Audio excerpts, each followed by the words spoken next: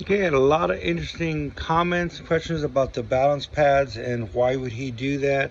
And if you've been in the industry as an engine builder, you do what you got to do. This has been done a lot. Like I said, when I learned how to balance to get to that extra amount that we need to take off, we would actually do it down there. That's how I was taught as well.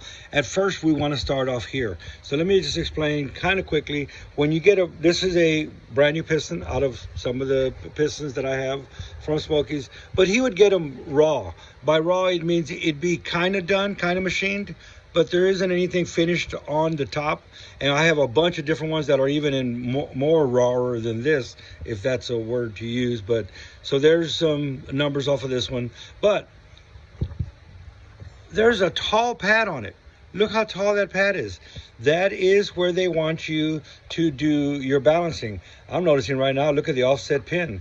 Like I said, he would get them in the raw form and do all kinds of neat stuff with them, but there's the pad. Look how big it is. Look at how big the pad is on that one. So the manufacturers do want you to come in here and use the balancing pads to balance. Why? Most people don't have the education or the wherewithal to know, so they don't want you to touch anything.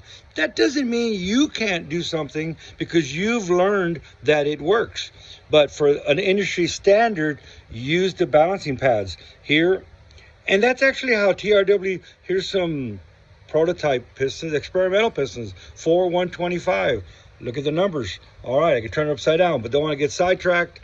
That's where they want you to drill it. They even have a little spot there. I've seen a bunch of these people get in here, get crazy, and crack the piston here after too much compression, too much running. I've seen a lot of damaged parts by people getting in here, getting too crazy. So even though those are the spots that they want you to drill, they don't want you to drill real far deep or damage the piston. But I've seen more people do that.